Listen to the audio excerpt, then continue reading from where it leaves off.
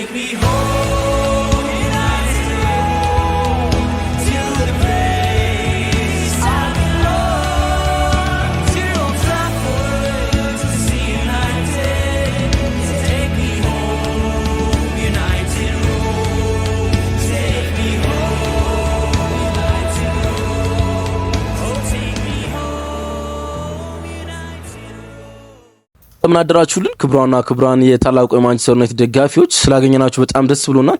ትናንትና ምሽት በዩሮፓ ሊግ የሩብ ፍጻሜ የመጀመሪያ ዙር ጨዋታ በሊዮን ከተማ በግራፖማ ስታዲየም ማንቸስተር ዩናይትድ ከሊዮን ጋር ጨዋታውን አከናውኖ ነበረ። ብዙ ኤሌመንቶች የነበሩትና የአንድሬ ኦናና በጣም መጥፎ ምሽትና መጥፎ ፐርፎርማንስ የተመለከትንበት ነበር። ከጋላታሳራይ ጋር ዛሬ አመት እንዳሳየው አይነት ፐርፎርማንስ ወይም ደግሞ ከሙኒክ ጋር በሻምፒዮንስ ሊግ እንዳሳየው አይነት በጣም ደካማ ፐርፎርማንስ ነበር በአውሮፓ መድረክ ጨዋታ ላይ የተመለከትነው። እሱ እናነሳለን።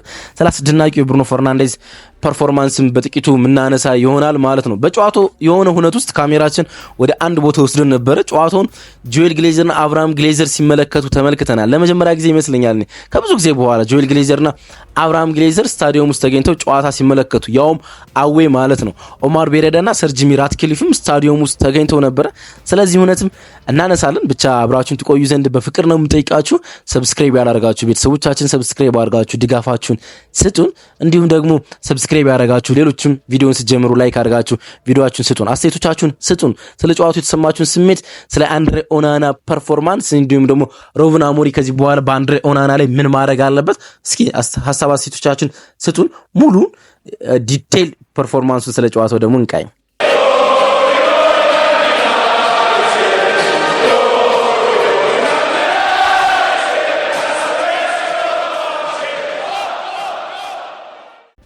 በግራፖማ ስታዲየም ውብ ነበረ የጨዋታው ጅማሮ ወይም ደግሞ የስታዲየሙ ድባብ በጣም አስደናቂ ነበረ። ልክ እንደ አውሮፓ ሻምፒዮንስ ሊግ የአውሮፓ መርሃ ግብሮች ምን አይነት ድንቅ እንደሆኑ በአውሮፓ ሊግ ምሽት የሊዮን የስታዲየም ድባብ በብዙ የሚያሳይ ይመስለኛል። ብዙ መጠበቅ የነበረበት ጨዋታ በተለይ ደግሞ በእነሱ በኩል እንደነበረ ያሳያል።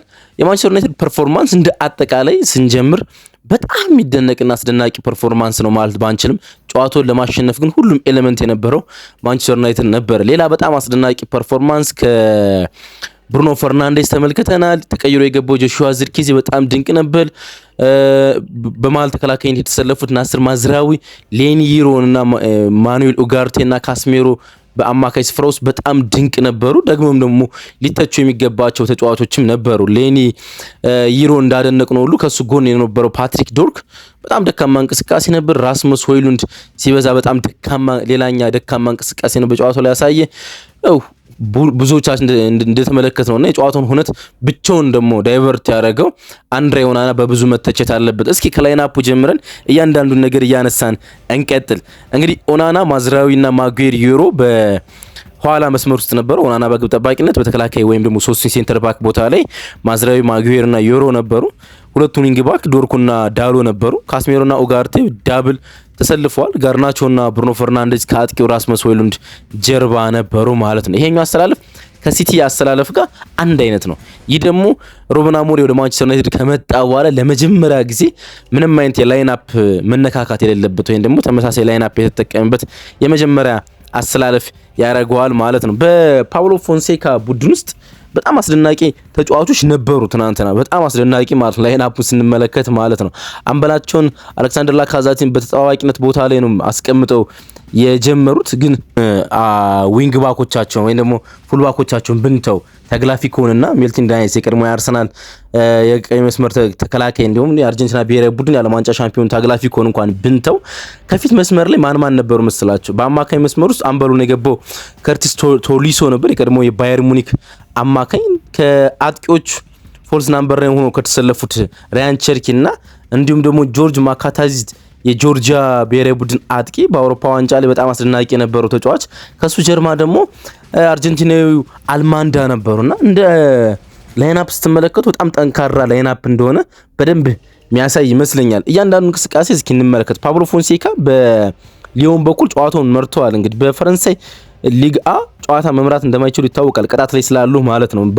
በአውሮፓ ዩሮፓ ሊግ ጨዋታዎች ግን ይሄ ነገር አብሮ ስለማይሄድ ወይም ደግሞ የሊግ አ ቅጣት ወደ አውሮፓ ውድድር ስለሚመጣ ጨዋታውን ሲመሩ ተመልክተናል።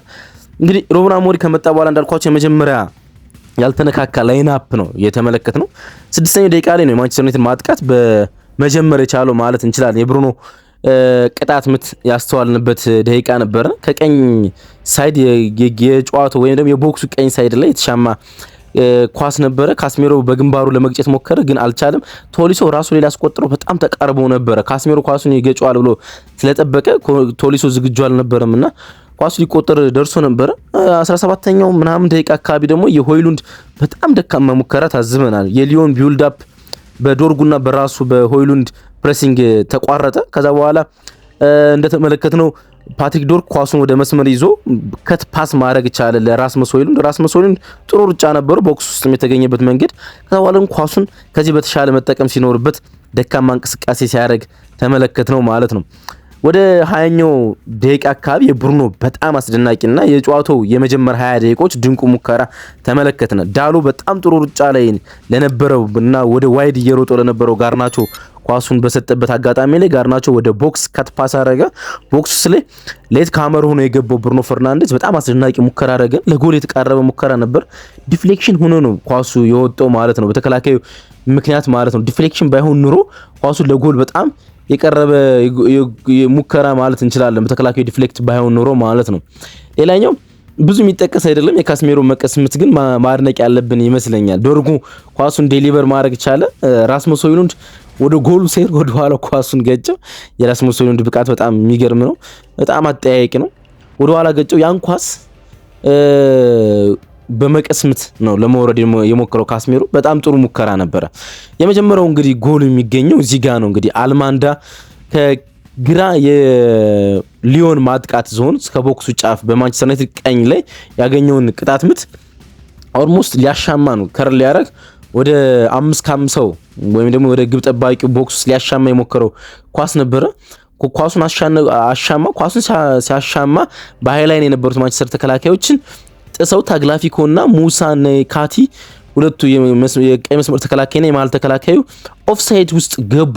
ኦፍሳይድ ትራፑ ግን በሌኒ ዮሮ ተበላሸ፣ ወይም ደግሞ ሌኒ ዮሮ ኦፍሳይድ ውስጥ ኦንሳይድ እንዲሆኑ አረጋቸው። ኦናና እንግዲህ በዛ ደቂቃ ውስጥ ያሰበው ታግላፊኮና ሙሳ ነካቲ ኳሱን ይነኩታል ብሎ አስበው ይሁን ምን ይሁን ከፊቱ የነጠረው በጣም ቀላል ኳስ ሲቆጠርበት ተመለከተነ ማለት ነው። ከምንም ጎል ማግኘት ይቻላል ማንዳ ማለት ከምንም አድማጮቻችን የምሬ ነው ከምንም ማለት ነው። ይሄን ኳስ ኦናና ሰጠው ማለት ነውና በጣም ያበሳጭ አይነት ኳስ ነበረ። ምላሽ ለመስጠት ማንቸስተር ዩናይትድ ፈጣን ነበር ማለት እንችላለን። የሆይሉንድ ደካማ ሩጫ ባይኖር ኑሮ ማንቸስተር ዩናይትድ ምላሽ መስጠት ይችል ነበር። ከመሃል ሜዳ ላይ ባክ ፓስ ቶሊሶ ሊጫወት ሲሞክር ኳሱ ተቀማ። ከፊት ለፊቱ ከሰፊ ስፔስ ጋር የቆመ ሁለት ተከላካዮች ነበሩት። ራስመስ ሆይሉንድ በጣም ጥሩ ሩጫ ቢያደርግ በእነሱ ሁለት ዋይድ ላይ ከቆሙ ተከላካዮች መሃል ላይ ሆኖ አደጋ መፍጠር ይችል ነበር። ግን እሱ ቦክስ ላይ ሲደርስ የሊዮን ተከላካዮች ቁጥር ከ2 ወደ 6 ሆኖ ነበር። በጣም ደካማ አይነት ሩጫ ነበር ማድረግ የቻለ ማለት ነው። ከዛ እንቅስቃሴ በኋላ አልማንዳ ሌላ ከቦክስ ውጭ በጣም ግሩም ሙከራ ማድረግ ሞክሮ ነበረ። መሬት ለመሬት የተመታ ኳስ ነበረ፣ በቀላሉ ነው መያዝ የቻለ ኦናና። 45ኛው ደቂቃ ወይም ደግሞ የመጀመሪያው አጋማሽ ሊጠናቀቅ ሽረፍራፊ ሰከንዶች ብቻ ቀርተውት ወይንም 4 ደቂቃ ተጨምሮ 4ኛው ደቂቃ ላይ ሲገኝ ዩሮ በጣም ግሩም ጎል ማስቆጠር ቻለ። ይሄኛው ኳስ በደንብ መነጋገር ያለብን ይመስለኛል።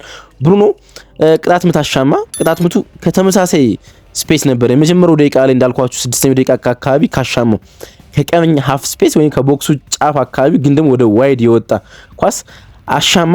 በረኛው አወጣው ኳሱን። በጣም ጥሩ ኳስ ነበረ በረኛው ማውጣት የቻሉ። በረኛው ያወጣውን ኳስ ኡጋርቴ ወደ ቦክስ መለሰው። ኳሱን የተመለሰውን ኳስ በግንባሩ ገና ወደ ቦክስ እንደመሞከር ነበረ ኡጋርቴ ያደረገው። ያን ኳስ ግን በግንባሩ ነው ማስቆጠር የቻለ ዩሮ። በጣም አስደናቂ ኳስ ነው ማስቆጠር የቻለ። የተነሳበት መንገድ፣ ታይሚንጉን የጠበቀበት፣ ሪያክት ያደረገበት መንገድ፣ ምክንያቱም ወደ ጎል የተመታን ኳስ ነው የሞከረው። በጣም ግሩም ነበረ። ለአንድ 19 ዓመት ተከላካይ በማንቸስተር ዩናይትድ የጀመረበት ጅማሩ ለኔ በጣም ድንቅ ነው። የመጀመሪያ ጎሉን ነው እንግዲህ ማስቆጠር የቻለው ለማንቸስተር ዩናይትድ። ጥሩ ጅማሩ ነው ማለት እንችላለን። ልጅ ለሆነ ተከላካይና እንደመጣ ደግሞ ጉዳት ለነበረበት የፕሪሲዝን ቆይታ ላልነበረው ተከላካይ ጅማሩ በጣም አስደናቂ ነው ማለት እንችላለን። ከረፍት ይሄኛው እንቅስቃሴ በዚህ ሁነት ተጠናቀቀ። ከረፍት መልስ የላካዜት ቅያሪን ተመለከትን። ኖርማል 9 ቁጥር ኖራቸው በ4-3 ለመጫወት መሞከር ጀመሩ። እነሱ ኳሱን ለመያዝ በሆነ አጋጣሚ ለመሞከር ሲጥሩ ተመለከትን። የላካዜት ሙከራ 52ኛው ደቂቃ ላይ ተመለከትን። በጣም ጥሩ እንቅስቃሴ ከጆርጅ ማካታዚ ተመለከትን። ጆርጅ ማካታዚ ማዝራዊን እንዳልሆነ ነው ያለፈው። ከዛ ማዝራዊን አለፈው፣ ጋርናቾ ከኋላ መጣ፣ ጋርናቾንም ቀነሰውና በከት ፓስ ለላካዛቲ ኳሱን ሰጠው። ላካዛቲ ኮምፎርት እንዳይሰማው ማጉዌር ጫና ማድረግ ይችላል። ላካዛቲ ጥሩ ሙከራ አላረግም፣ ግን የጆርጅ ማካታዚ እንቅስቃሴና ወደ ቦክስ የገባበት መንገድ ግን ከጨዋታው ውስጥ ከተመለከትናቸው ኢንዲቪጁዋል ሩጫዎች በጣም ድንቁ ይመስለኛል። 77ኛው ደቂቃ አካባቢ የጨዋታው መልክ የቀየረ ትንሽ ጠብ ተፈጥሮ ነበር። የስታዲየም ግለት በጣም የጨመረ ማለት ነው። ሜሰን ማውንት ኳስ ይዞ ነበር። ታግላፊኮ በጣም መጥፎ ታክል ማድረግ ቻለ። ከዛ ታክል ላይ ወዲያውኑ የተነሳ ሜሰን ማውንት ማለት እንደገና ኳሱን ያዘው። ታግላፊኮ ተመልሶ መጥቶ ሌላ ጥፋት ሜሰን ማውንት ላይ ፈጸመ ማለት ነው። ለጉዳት ለተመለሰ ተጫዋች፣ ጉዳት ለሚያሰቀቀው ተጫዋች እንደዚህ አይነት ሁለት ተመሳሳይ ቦታ ላይ ተመሳሳይ ጥፋት በአንድ ተጫዋች መፈጸም የሚያበሳጭ ነውና ሪያክት አረገ። ሜሰን ማውንት ደግሞ እንዲያደርግ ይገባው ነበረ። ከዛ ገፈተረው ለታግላፊኮ። አርጀንቲና ነው ታግላፊኮ። ሙሪያውኑ ቁጣው ተቀሰቀሰ። የስታዲየሙ ድባብ በጣም ተቀየረ። ላካዛቲ መጣ፣ ካልገደልኩ ስታፍ ተገለገለ ሜሰን ማውንት የላካዛቲ ኦቨር ሪያክት አስገርሞት ሲስቅ ስንመለከተው ነበረ በጨዋታው እንቅስቃሴ ውስጥ ማለት ነው። ከዛ በኋላ የጋርናቾን ሙከራ ነው የምናገኘው። ጨዋታው መጠናቀቂያ የተቃረበ ሲመጣ ብሩኖ ወደ ዶርጉ ኳስ ሰጠ። ዶርጉ ጨዋታው ውስጥ ከነበረባቸው እንቅስቃሴዎች ሁሉ በጣም ጥሩ ዴሊቨሪ ለጋርናቾ ማድረግ ቻለ። ጋርናቾ አንድ ታፕ ነበር የሚጠበቅበት፣ ያን ታፕ ማድረግ ቻለ። በጣም አስደናቂ ታፕ ነው ማድረግ የቻለ ማለት ነው። ግን የሉካ ፔሪ ሊዮኑ ግብ ጠባቂ ሪያክሽን እና ደግሞ ከኳሱ ፊት ለፊት ላይ መገኘት ፖዚሽን ላይ መገኘት ኳሱን እንዲያድነው አስቻለውና ሲወጣ ኳሱን ሲያወጣው ተመለከትነ ማለት ነውና በጣም ጥሩ ታፕ ነበር። በጣም ጥሩ ዴሊቨሪም ነበረ ከዶርጎ የተመለከትነው ማለት ነው። ዝርኪዚ ከረፍት ኦልሞስት ከረፍት እንደገቡ 52ኛው ደቂቃ አካባቢ ነው ተቀይሮ የገባ በራስመስ ሆይሉንድ። ሜሰን ማውንትን በኡጋርቴ ተቀይሮ ሲገባ ተመልክተነዋል። ሌሎች ቅያሪዎችን ስላላነሳውላችሁ ነው። ሌላ ቅያሪ የተመለከትነው ወደ የጋርናቾን ቅያሪ ነው። በማይኖ ከጉዳት በኋላ ለመጀመሪያ ጊዜ ተመልሶ ሲጫወት ተመልክተነዋል። የዚርኪዚ ጎል እናገኛለን እንግዲህ ወደ መጨረሻ ደቂቃ አካባቢ ነው። 87ኛው ደቂቃ ላይ ብሩኖ በጣም ሲበዛ ቆንጆ ዴሊቨሪ ማድረግ ቻለ። በጣም ቆንጆ ዴሊቨሪ ከቦክስ ጫፍ ላይ ቴክኒኩ ይገርም ነበር። ኳሱን የነካበት መንገድ ብሩኖ በጣም ድንቅ ነበረ።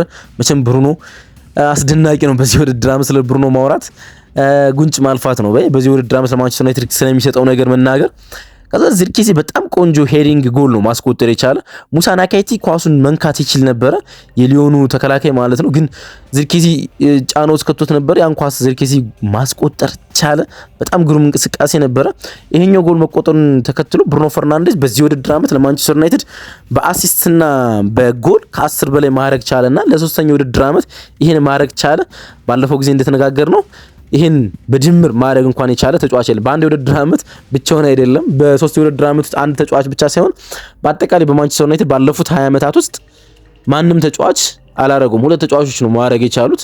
ሁለቱን ሲደምሩት ከሶስት የብሩኖ ፈርናንዴዝ አሲስትና ጎል ብዛቶች ያንሳል ማለት ነውና ብሩኖ ፈርናንዴዝ ለሶስት የውድድር አመታት ከ10 በላይ ጎሎችና አሲስቶችን ማድረግ ችሏል ማለት ነው። ይሄኛው ጎል ሲቆጠር የቲቪ ስክሪናችን ወደ አንድ ምስል ነበር የወሰደን። የስታዲየሙ አንድ ክፍል ላይ እንግዲህ ሊዮን ከተማ ለሞናኮ ስለምትቀርብ ይሁንና ሞናኮ ላይ ብዙ ባለሀብቶች መቀመጫቸውን ስለሚያደርጉ ከዛ ቅርብ ነው ተገኝቶ ይሁን ለጨዋታው በቀጥታ መጥቶ ይሁን አይታወቅም። የማንቸስተር ዩናይትድ ከፍተኛ ድርሻ ያላቸው ጆኤል ግሌዘርና አቭላም ግሌዘር የግሌዘር ቤተሰቦች እንዲሁም ትንሽ ድርሻ ካለው ሰር ጂሚ ራትክሊፍ እንዲሁም ደግሞ ከክለቡ ሲኦ ኦማር ቤሬዳ ጋር ተመለከትናቸው። ጆኤል ግሌዘርና አብርሃም ግሌዘር አንድ ላይ ተቀምጦ መመልከት የሚደንቅ ነው። ደግሞም የማንቸስተር ዩናይትድን ጨዋታ ሲመለከቱ በብዙ አይታይምና ጭራሽ አዌ ጨዋታ ላይ መመልከታችን የሚገርም ይመስለኛል። እንግዲህ ብዙ ስራዎች እየሰሩ እንደሆነ ይታወቃል ከሜዳ ውጭ ማለት ነው። ለዛ እንቅስቃሴ ከሲኦ ጋር ተገኝቶ ይሁን ፈረንሳይ የተደረገ ጨዋታ ስለሆነ ሞናኮ ላይ ቢሮአቸው ስላለ እዛ ተገኝቶ ይሁን አናቅም። ብቻ ጆኤል ግሌዘር፣ አብርሃም ግሌዘር እና ኦማር ቤሬዳ፣ ሰር ጂሚ ራትክሊፍ ስክሪናችን ሲያሳየን ነበረ። የጨዋታው መጠናቀቅ በዚህ የሚጠናቀቅ ይመስል ነበር። ማንቸስተር ዩናይትድ ወደ ሊዮን አቅንቶ ወደ ፈረንሳይ የሚያሸንፍ ይመስል ነበር። ሁለት ጊዜ በአውሮፓ ሻምፒዮንስ ሊግ ወደ ሊዮን ተጉዞ ነበር።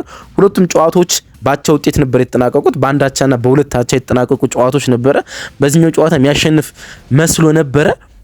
በሊዮን ተሸንፎ አያውቅም ማንቸስተር ዩናይትድ፣ ግን ደግሞ ኦልድ ትራፎርድ ላይ ስለሚያሸንፍ ማለት ነው። ግን ደግሞ ይሄኛውን ጨዋታ ያሸነፈ መስሎ ነበረ። 95ኛው ደቂቃ ላይ 5 ደቂቃ ተጨምሮ ማለት ነው ኦልሞስት 90 ደቂቃው ተጠናቆ 4 ደቂቃ ከ22 ሰከንድ ሂዶ ይሄኛው ጎል የተቆጠረ ማለት ነው። በጣም ደካማ ብዙ እንቅስቃሴዎች ነበሩበት። ለእውነት ኦናና ሁሉንም ድርሻ መውሰድ ነበረበት፣ ግን ደግሞ የሊዮን ብዙ ተጫዋቾች ቦክስ ኳሱን እንዲነካኩት ፈቅዶ ነበረ የማንቸስተር ዩናይትድ ዲፌንሶች ማለት ነው። በጣም ግሩም ሙከራ ማድረግ ቻለ። ማካታዚ ከ5 ሜትር ላይ ነው ማድረግ ቻለ። ማስቀረት ነበረበት። ፊት ለፊት የተደረገ ኳስ ነው። ያን ያህል ጉልበት ያለው አይመስልም። ያን ኳስ ተፋው። በጣም በቅርብ የነበረው ቸርኪ ኳሱን በቀላሉ ማስቆጠር ቻለ ማለት ነውና የተፋበት መንገድ በጣም ደካማ ነበረ። ኳሱ ከደረቱ ጋር ሊያዝ የሞከረበት መንገድ ኦናና በጣም ደካማ ቴክኒክ እንደሆነ ተመለከትን። ስኩልስ ከጨዋታው በኋላ ከጨዋታው በፊት ስለነበረው የሱና የማቲች የኒማንያ ማቲች ንግግር አስቦ ማለት ነው። ኒማንያ ማቲች ከጨዋታው አስቀድሞ ስነግራችሁ ነበረ። ኦናና ብዙ አወራ። ከነሱ የተሻልንን አለ፣ ከሊዮኖች በብዙ ርቀት የተሻልንን አለና የሊዮንን ፕሬስ ኮንፈረንስ የሰጠው ደግሞ ከማንቸስተር ዩናይትድ ጋር መሆኑን ተከትሎ ኒማንያ ማቲች ነው። በጨዋታው ላይ ተጠባባቂ ነው የነበረ። ጎሎች ሲቆጠሩ ስክሪኑ ወደ ኒማንያ ማቲች ነበረ የሚያመራውና ኒማንያ ማቲች ምን አለ? ይሄን ንግግር ፒተር ሽማይክል እና እንዲሁም ዴቪድ ዲያ ተናግረው ቢሆን ኑሮ አይገርመኝም ነበር።